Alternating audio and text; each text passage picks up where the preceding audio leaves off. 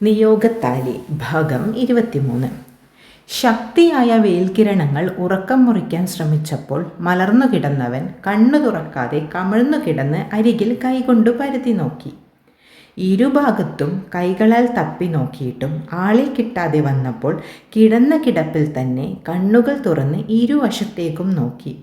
ചുളിഞ്ഞു കിടക്കുന്ന ബെഡ്ഷീറ്റിൽ അവൻ മാത്രം. ഷേ, എഴുന്നേറ്റ് പോയത് അറിഞ്ഞില്ലാലോ. ഈ പെണ്ണിന് ക്ഷീണവുമില്ലേ? സച്ചുവിനെ അടുത്ത് കാണാതെ ആകെ നിരാശനായി. കണ്ണുകൾ വാളിൽ ഹാങ് ചെയ്ത ക്ലോക്കിലെത്തി. 8:20. ഇത്രയായുള്ളൂ? എന്നിട്ടെന്താ ഇത്ര വെയിൽ? രാവിലെ തന്നെയുള്ള വെയിലിൻ്റെ കാഠിന്യം കാരണം മനുവിൻ്റെ കണ്ണുകൾ ബാൽക്കണി ഡോറിലേക്ക് നീങ്ങി. തുറന്നിട്ട ഗ്ലാസ് ഡോർ കാണെ മനസ്സിലായി സച്ചുവിൻ്റെ പണിയാണിതെന്ന്. കണ്ണുകൾ വീണ്ടും അലഞ്ഞു തിരിഞ്ഞു നിലത്ത് വാടിക്കിടക്കുന്ന റോസാദളങ്ങളിലേക്കും എരിഞ്ഞു തീർന്ന മെഴുകുതിരികളിലേക്കും അവനിൽ നിന്ന് അടർന്നു വീണ വസ്ത്രങ്ങളിലും എത്തി നിന്നു. ഇന്നലെ നടന്ന മനോഹര യാത്രയുടെ അവശേഷിപ്പുകൾ. ആ ഓർമ്മയിൽ അവനൊന്ന് കുളിർന്നു. സന്തോഷവും നാണവും ഒരുപോലെ വിരിഞ്ഞു. തലയിണയിൽ ഒന്നുകൂടി മുഖം പൊഴുതി നിറഞ്ഞു ചിരിച്ചവൻ. ഒറ്റ നുണക്കുഴി കവിളിലെ ഗർത്തത്തിൽ അവൻ്റെ സന്തോഷം തിളങ്ങി.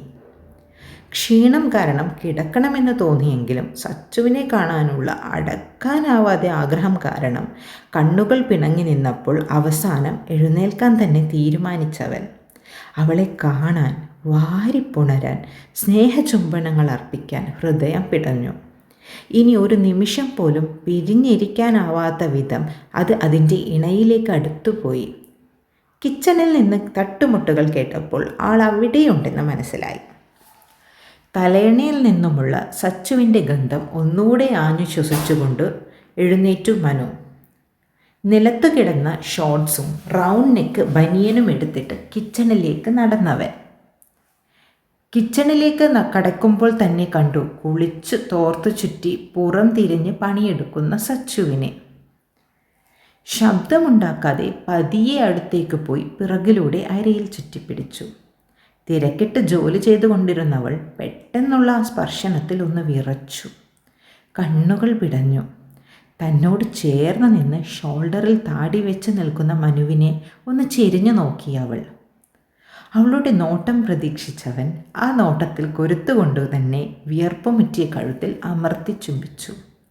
ഹൃദയതാളം തെറ്റിത്തുടങ്ങിയവരിൽ സച്ചു ഒന്ന് കുറുകി. നനുത്ത കുളിർ ഇരുവരെയും പൊതിഞ്ഞു. കണ്ണുകൾ അടച്ചു നിൽക്കുന്നവളെ നോക്കിക്കൊണ്ട് തന്നെ നാവിനാൽ അവിടെ ഒഴിഞ്ഞ് ചുണ്ടുകളാൽ നുണഞ്ഞു തുടങ്ങി. മനു മനു മനുവേട്ട, വേണ്ട, പ്ലീസ്, വേണ്ടടാ. ഇനിയും സഹിക്കാനാവില്ലെന്ന് തോന്നിയപ്പോൾ അരയിൽ ചുറ്റിയ കയ്യിൽ അമർത്തിക്കൊണ്ട് വിറയലോടെ പറഞ്ഞവൾ. ഒന്നുകൂടി അവിടെ അമർത്തിമുത്തി കൈകളാൽ അവളെ തിരിച്ചു നിർത്തി. നാണത്താൽ തലതാഴ്ത്തി നിൽക്കുന്നവളെ കാണെ ഹൃദയം നിറഞ്ഞുപോയി. നിറയെ പീലികൾ തിങ്ങിയ അടഞ്ഞ കണ്ണിൽ ഊതിയവൻ ചെറുചൂടിൽ പിടപ്പോടെ തുറന്നപ്പോൾ കാണുന്ന പ്രണയാർദ്രമായ മിഴികൾ അവളുടെ ഹൃദയവും നിറച്ചു. എഴുന്നേറ്റേ, കുറച്ചുകൂടെ കിടന്നൂടായിരുന്നോ? നമുക്കിങ്ങനെ കെട്ടിപ്പിടിച്ച് ഈയിടയ്ക്ക് മുത്തിച്ചുവപ്പിച്ച് പരസ്പരം സ്നേഹിച്ചൂടായിരുന്നോടാ? അവളിൽ ചേർന്ന് നിന്ന് കവിളിൽ ചുണ്ടുകളാൽ തഴുകിയവൻ. ഹോ, എന്തൊരു നാറ്റായത്! കൊഞ്ചാതെ പോയി കുളിച്ചേ മനുഷ്യ. ഇനിയും ചേർന്ന് നിന്നാൽ ശരിയാവില്ലെന്ന് തോന്നിയവൾ അവൻ്റെ പിടിയിൽ നിന്ന് കുതറിക്കൊണ്ട് പറഞ്ഞു. ഇതൊക്കെ നാറ്റമാണോ സച്ചൂട്ടി? എനിക്കേ ഇതൊക്കെ സുഗന്ധങ്ങളാണ്. നിന്നിൽ ചേരുന്ന നിൻ്റെ വിയർപ്പിൻ്റെ, ഉമിനീരിൻ്റെ, എൻ്റെ ലാളനയിൽ നിന്നിൽ നിന്നുതിരുന്ന. പറഞ്ഞു പൂർത്തിയാക്കും മുൻപേ ഇരുകൈകൾ കൊണ്ട് മനുവിൻ്റെ നെഞ്ചിൽ പിടിച്ചു തള്ളി സച്ചു. ഛീ, വഷളത്തരം പറയാതെ പോയി കുളിച്ചേ മനു. കണ്ണുരുട്ടിക്കൊണ്ട് പറഞ്ഞവൾ. പോയ അതേ വേഗതയിൽ തിരികെ വന്നുകൊണ്ട് അവളുടെ അരയിൽ പിടിമുറുക്കി അവളുടെ മുഖത്തെ കടുപ്പിച്ചു. കുളിയൊക്കെ ഞാൻ കുളിച്ചോളാം. കോളേജിൽ വെച്ചല്ലാതെ ഇനി ഒരിക്കൽ കൂടി ഏട്ടൻ എന്ന് ചേർക്കാതെ എൻ്റെ പേര് വിളിച്ചാൽ മവളെ ഉന്നെ സുട്ടിടുവേന്. നാവ് ഉള്ളിലേക്ക് മടക്കി വെച്ച് കണ്ണുരുട്ടി പേടിപ്പിച്ചവൻ. അതേ നിമിഷത്തിൽ തന്നെ അരയിൽ നിന്ന് കൈമാറ്റി ചവിട്ടിക്കുലുക്കി വേഗത്തിൽ ബെഡ്റൂമിലേക്ക് പോയി. തലയ്ക്കൊന്ന് സ്വയം കൊട്ടി സച്ചു തൻ്റെ പണി തുടർന്നു. കുളിച്ചു ഫ്രഷായി ഡൈനിങ് ടേബിളിൽ ഇരിക്കുമ്പോഴേക്ക് സച്ചു ബ്രേക്ക്ഫാസ്റ്റ് കൊണ്ടുവച്ചു. ചായ എടുക്കാൻ പിന്തിരിഞ്ഞു നടക്കുന്നവളെ മനു ഒന്ന് സൂക്ഷിച്ചു നോക്കി. തിരിച്ചു വരുമ്പോഴും അവൻ്റെ കണ്ണ് സച്ചുവിലായിരുന്നു. നിനക്ക് നടക്കാൻ ബുദ്ധിമുട്ടുണ്ടോ? അല്പം ജാളിതയോടെ സച്ചുവിനെ നോക്കി ചോദിച്ചു മനു. അല്പം. എന്തേ, കാണുമ്പം മനസ്സിലാവുന്നുണ്ടോ? ചായ ഗ്ലാസ്സിലേക്ക് മാറ്റുന്നവളിൽ പരിഭ്രമം നിറഞ്ഞു. ചെറുതായി. വേദനയുണ്ട് ഇപ്പോഴും? ആശങ്ക നിറഞ്ഞവനിൽ. ഇല്ല, ചെറിയൊരു അസ്വസ്ഥത. ആശങ്കയോടെയുള്ള ആ മുഖം കാണി അവൾക്കും സങ്കടമായി. സോറി. ഇരു കൈകളാൽ സച്ചുവിൻ്റെ കരം പൊതിഞ്ഞു. എന്തിന്? ഇതൊക്കെ സാധാരണയല്ലേ? നമ്മുടെ പ്രണയത്തിന് വേണ്ടിയല്ലേ? നാം ഒന്നാവാനല്ലേ? എനിക്കൊരു കുഴപ്പമില്ല, ഞാൻ ഓക്കെയാണ്. ചിരിയോടെ മറുകൈയാൽ അവളെ പിടിച്ച് കൈകളിൽ തഴുകി. ഇന്നെന്തായാലും നാം കോളേജിൽ പോണ്ട. ഞാനും ലീവ് എടുക്കാം. നാളെ ആകുമ്പോഴേക്കും റെഡിയാകും. പിന്നെ ഈ പ്രാക്ടീസ് മേക്ക് പെർഫെക്റ്റ് എന്നല്ലേ? നമുക്ക് ഇന്നുകൊണ്ട് എല്ലാം റെഡിയാക്കാമെന്നേ. പ്രാക്ടീസിന് ഞാൻ തയ്യാറാണ്. അവസാനത്തെ വാക്കുകളിൽ നിറഞ്ഞ കുറുമ്പിൽ അവളുടെ കണ്ണൊന്ന് തുറച്ചു. നന്നാവൂല, ഇത് കോഴി തന്നെയാണ്, നല്ല മൂത്ത കോഴി. ചുണ്ടൊന്ന് കോട്ടി അടുത്ത് കിടന്ന ചെയറിലിരുന്നവൾ. ഇല്ലടി മുത്തേ, ഞാൻ നന്നായി. ശരിക്കും ഇന്നലെ രാത്രി മുതൽ നന്നായി. ഇന്ന് കുറച്ചുകൂടെ നന്നാവാം. നമുക്കിന്ന് പകല് മുഴുവൻ നന്നാവാമെന്നേ. നിന്നെയും നന്നാക്കാൻ ഞാൻ. ഒരു കണ്ണിറുക്കി പറയുന്നവനെ കാണേ കണ്ണുകൾ മിഴിച്ചുപോയി സച്ചുവിന്. പറഞ്ഞു വന്ന വാക്കുകളുടെ അർത്ഥം മനസ്സിലാകെ ചുവന്നു വന്ന കവിളുകൾ മറക്കാൻ എന്ന വണ്ണം മനുവിനെ നോക്കി പേടിപ്പിച്ചുകൊണ്ട് ദോശയെടുത്ത് അവൻ്റെ പ്ലേറ്റിൽ ഇട്ടുകൊടുത്തു. മര്യാദയ്ക്ക് വാ അടച്ച് തിന്നോണം, ഇല്ലേ വല്ല പാഷാണവും കലക്കി തരും ഞാൻ. എന്തോ മറുപടി പറയാൻ വന്നവനെ പറയാൻ സമ്മതിക്കാതെ ദോശ പിച്ചി വായിലേക്ക് കുത്തിക്കൊടുത്തവൾ. കുറുമ്പും തമാശയും നിറച്ചുകൊണ്ടവർ പരസ്പരം മൂട്ടി. ഇടയ്ക്ക് മനുവിൻ്റെ കൈകൾ കുസൃതി കാട്ടി തുടങ്ങിയപ്പോൾ നീണ്ടു വളർന്ന സച്ചുവിൻ്റെ നഖങ്ങൾ അതിൽ ചിത്രങ്ങൾ കോറി. എന്നത്തേക്കാളും ആഹ്ലാദത്തിലായിരുന്നു ഇരുവരും. സന്തോഷവും സ്നേഹവും പ്രണയവും ചിരിയൊലികളും മാത്രം തങ്ങി നിന്നവിടെ. കഴിച്ചു കഴിഞ്ഞ് പ്ലേറ്റ് എടുക്കുമ്പോഴാണ് സച്ചുവിൻ്റെ ഫോൺ റിങ് ചെയ്തത്. നോക്കുമ്പോൾ സനൂപാണ് വിളിക്കുന്നത്. മനുവിനെ ഒന്ന് നോക്കിക്കൊണ്ട് കോൾ അറ്റൻഡ് ചെയ്തു സച്ചു. സംസാരിക്കുമ്പോഴും കാണുന്നുണ്ടായിരുന്നു മുഖം കയറ്റി വെച്ച് അവളെ തന്നെ നോക്കുന്ന മനുവിനെ. സച്ചുവിനെ തന്നെ നോക്കി നിന്ന മനുവിന് മറുപുറത്ത് നിന്ന് കേൾക്കുന്നത് അത്ര നല്ല വാർത്തയല്ലെന്ന് തോന്നി. ഫോൺ കട്ട് ചെയ്യുമ്പോൾ സച്ചുവിൻ്റെ കൈകൾ വിറക്കുന്നുണ്ടായിരുന്നു. മനു ഓടിച്ചെന്ന് ഇറുക്കെ പിടിച്ചവളെ. ചേർന്ന് നിൽക്കുന്ന അവളുടെ ശരീരത്തിലെ വിറയൽ പറയുന്നുണ്ടായിരുന്നു അവൾക്കുള്ളിലെ ടെൻഷൻ. കണ്ണുകൾ നിറഞ്ഞുകൊണ്ട് പേടിയോടെ തന്നെ നോക്കുന്നവളെ കാണെ മനുവിൻ്റെ നെറ്റി ചൊളിഞ്ഞു. അത് കോളേജിൽ ഇപ്പോൾ എത്തണമെന്ന്. ഇന്നലത്തെ ഇഷ്യൂസ് പ്രിൻസി മീറ്റിംഗ് വിളിച്ചിട്ടുണ്ട്. ആ കുട്ടികളുടെ പാരൻസ് എന്തൊക്കെയോ പ്രശ്നമുണ്ടാക്കിയെന്ന്, എനിക്കെതിരെ കംപ്ലൈൻറ്റ് കൊടുത്തെന്നൊക്കെ പറയുന്നു സാറ്. എനിക്ക് പേടിയാവുന്നേട്ടാ. വിതുമ്പലോടെ ഇടറുന്ന വാക്കുകളിൽ തന്നെ കെട്ടിപ്പിടിച്ചു പറയുന്നവളെ ആശ്വസിപ്പിക്കാൻ എന്നവണ്ണം മനുവിൻ്റെ വിരലുകൾ സച്ചുവിൻ്റെ മുടിയിൽ തലോടി. പ്രാണൻ്റെ വേദന പകുത്തെടുക്കാൻ തയ്യാറാണെന്ന ഭാവത്തിൽ. എന്തിനാണ് ടെൻഷനാകുന്നത്? ഞാനില്ലേ കൂടെ. പ്രിൻസ് ചോദിക്കുമ്പോൾ സത്യം പറയുക. പിന്നെ അനിൽ സാറുമെല്ലാം കണ്ടതല്ലേ, സാറും പറയില്ലേ. പിന്നെ എന്തിനെങ്ങനെ പേടിക്കുന്നേ? നീ എൻ്റെ ചുണക്കുട്ടിയല്ലേടാ. നെഞ്ചിൽ ചാഞ്ഞു നിൽക്കുന്നവളെ അടർത്തി മാറ്റാതെ തന്നെ തോളിലൂടെ കൈ ചേർത്തു പിടിച്ചു മനു. പേരൻസ് എന്തൊക്കെയോ പ്രശ്നം ഉണ്ടാക്കുന്നെന്ന് പറഞ്ഞു സനൂപ് സാറ്. ആകെ ഒരു ഭയം പോലെ മനുവേട്ടാ. എല്ലാവരും കൂടി അവസാനം എന്നെ കുറ്റക്കാരിയാക്കോ? എനിക്ക് പേടിയാവുന്നേട്ടാ. സച്ചുവിൻ്റെ വാക്കുകളിൽ ഭയം നിഴലിച്ചു. ഭയമോ? എന്തിനു ഭയക്കണം? തെറ്റ് ചെയ്യാത്തവർ ഭയക്കേണ്ട കാര്യമില്ല. അവിടെ ഞാനുണ്ടാകും. ഒരുത്തം പോലും ഒന്നും ചെയ്യില്ല നിന്നെ. ഇനി ജോലി പോകുമെന്നുള്ള പേടിയുണ്ടെങ്കിൽ ഈ അഭിമന്യുവിൻ്റെ ഭാര്യയ്ക്ക് ആ ജോലി വേണ്ട ജീവിക്കാൻ. നിനക്ക് വേണമെങ്കിൽ ഇതിലും വലിയ കോളേജിൽ ജോലി വാങ്ങിത്തരാനും എനിക്ക് കഴിയും. അതുകൊണ്ട് മോള് ഒന്നുകൊണ്ടും ഭയക്കണ്ട, ഞാനുണ്ട് കൂടെ. ധൈര്യമായി മറുപടി പറഞ്ഞോണം എല്ലാവരോടും, കേട്ടോ. കവിളിൽ തട്ടിക്കൊണ്ട് മനു പറയുമ്പോൾ അതുവരെ ഉണ്ടായിരുന്ന ഭയത്തിൻ്റെ അളവ് കുറയുന്നത് അവൾ അറിയുന്നുണ്ടായിരുന്നു. അല്ലെങ്കിലും ഈ കൈകളിൽ ഞാൻ ഇന്നും സുരക്ഷിതയാണ്. ഈ ഒരുവൻ ഉള്ളപ്പോൾ ഒന്നിലും ഭയക്കേണ്ടതില്ല. കുഞ്ഞു പുഞ്ചിരിയോടെ തലയാട്ടിക്കൊണ്ട് അവൾ ഭക്ഷണം കഴിച്ച പ്ലേറ്റുമായി കിച്ചണിലേക്ക് നടന്നു. സച്ചുവിനെ തനിച്ച് വിട്ടാൽ ശരിയാവില്ലെന്ന തോന്നലിൽ മനു കോളേജിലേക്ക് പോകാൻ തീരുമാനിച്ചു. അവൻ ഒരുങ്ങിക്കഴിയുമ്പോഴേക്ക് അടുക്കളയൊരുക്കി സച്ചുവും എത്തി. വേഗം തന്നെ കബോർഡിൽ നിന്നും ഡ്രസ്സും എടുത്ത് ബാത്റൂമിലേക്ക് നടന്നവൾ, കൂയ്, എങ്ങോട്ടാ? ഇനി ഞാൻ കാണാത്തതൊന്നുമില്ല അവിടെ. ഇവിടെ നിന്ന് തന്നെ മാറിക്കോടി. മനുവിൻ്റെ പറച്ചിൽ കേട്ട് ഒന്ന് കൂർപ്പിച്ചു നോക്കിക്കൊണ്ടവൾ ബാത്റൂമിലേക്ക് കയറി. ഡ്രസ്സ് മാറി ഇറങ്ങി വരുമ്പോൾ മനു ബെഡിലിരുന്ന് സോക്സ് ധരിക്കുവാണ്. അവനെ ഒന്ന് നോക്കി കണ്ണാടിയിൽ നോക്കി മുടി ചീകി സച്ചു. ഒരുങ്ങുമ്പോൾ കാണുന്നുണ്ടായിരുന്നു കണ്ണാടിയിലൂടെ അവളെ തന്നെ നോക്കുന്ന മനുവിനെ. പെട്ടെന്ന് ബെഡിൽ നിന്ന് എഴുന്നേറ്റ് സച്ചുവിൻ്റെ അടുത്തേക്ക്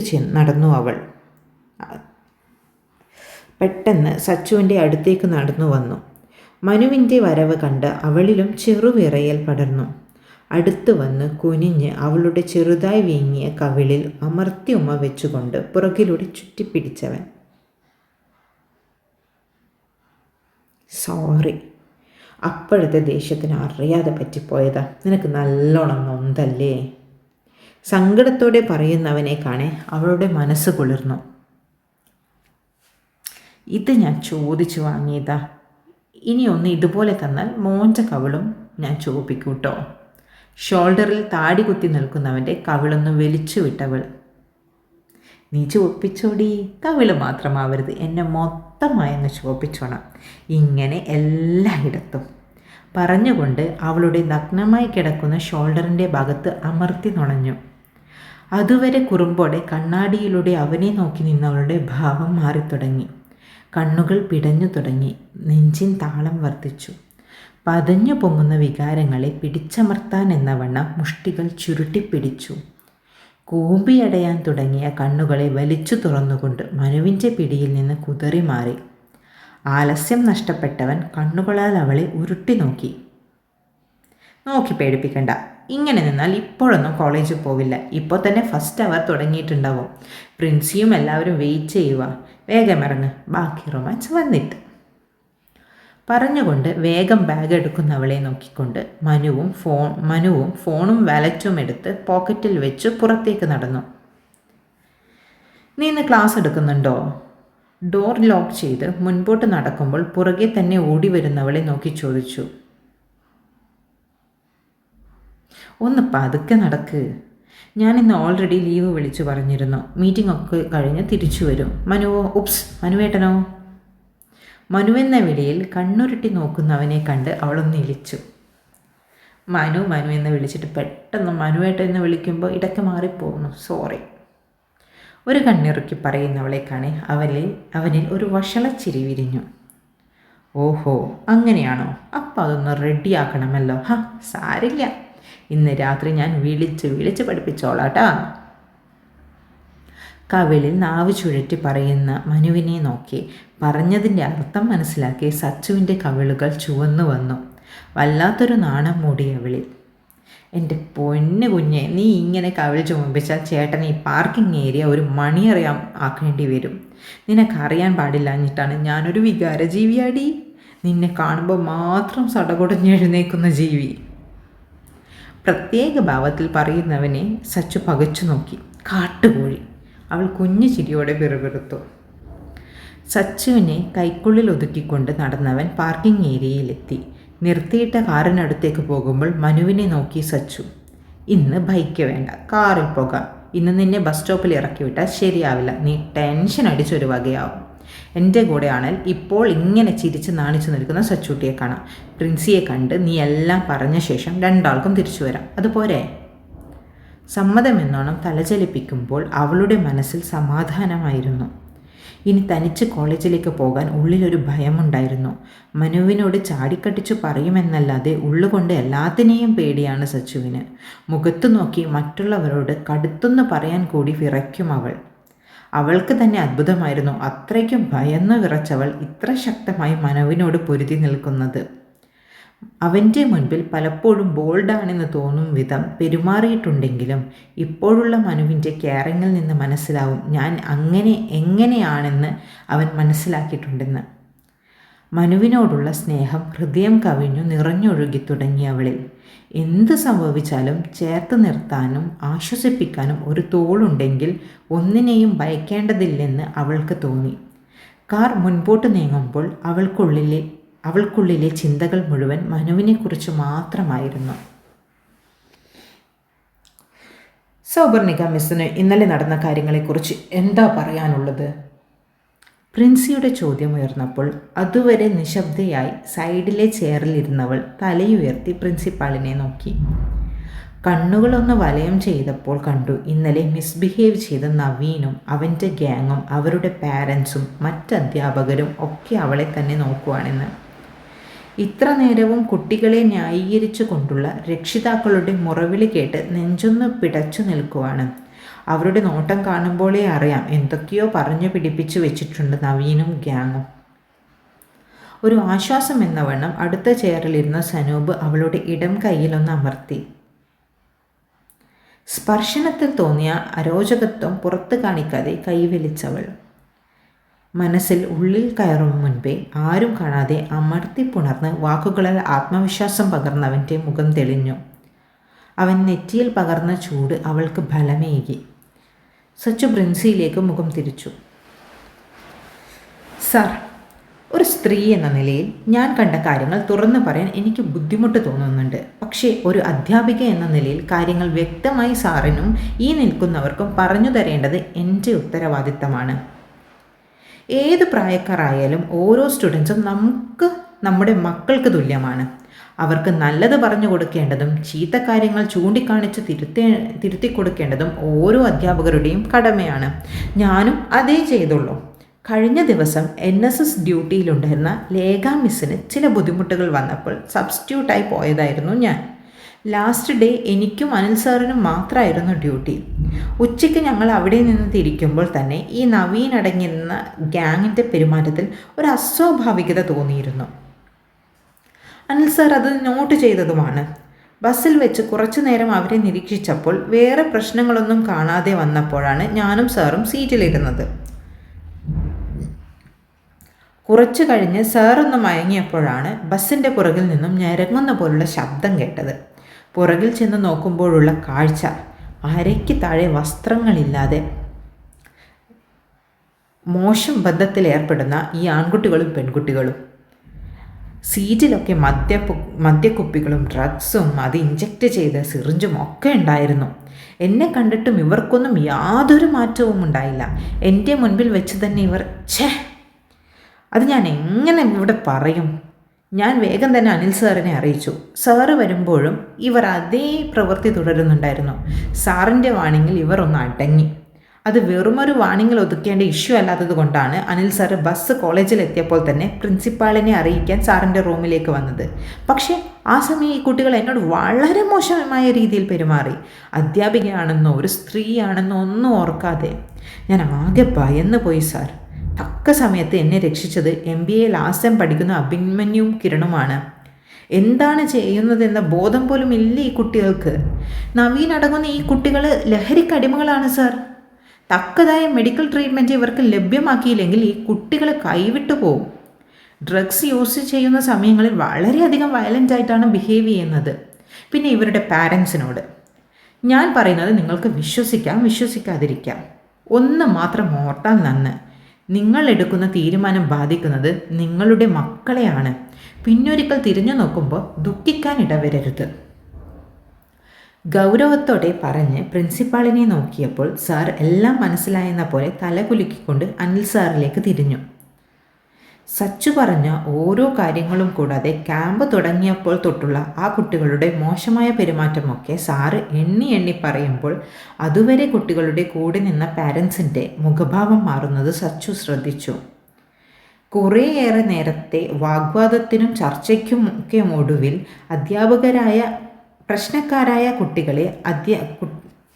പ്രശ്നക്കാരായ കുട്ടികൾ അധ്യാപികയോട് മോശമായി പെരുമാറിയതിനും കോളേജിൽ വെച്ച് സംസ്കാരപരമായി പെരുമാറാത്തതിൻ്റെ പേരിലും 2 ആഴ്ചത്തേക്ക് സസ്പെൻഡ് ചെയ്യാൻ തീരുമാനിച്ചു. കൂടാതെ അവർക്ക് വേണ്ട മെഡിക്കൽ അറ്റൻഷൻ കൊടുക്കാനും തീരുമാനമായി. എല്ലാം കഴിഞ്ഞ് പുറത്തേക്കിറങ്ങുമ്പോൾ കണ്ടിരുന്നു സച്ചുവിനെ ദഹിപ്പിക്കാൻ തക്കവണ്ണം തീക്ഷ്ണതയോടെ അതിലേറെ വൈരാഗ്യത്തോടെ നോക്കുന്ന 10 ജോഡിയിൽ പരം കണ്ണുകളെ. തുടരും. കഥ ഇഷ്ടമാവുന്നുണ്ടെങ്കിൽ എന്നെ സബ്സ്ക്രൈബ് ചെയ്യാൻ മറക്കല്ലേ, പ്ലീസ് പ്ലീസ് പ്ലീസ്. അപ്പോൾ നാളെ അടുത്ത ഭാഗവുമായി വീണ്ടും കാണാം. Thank you.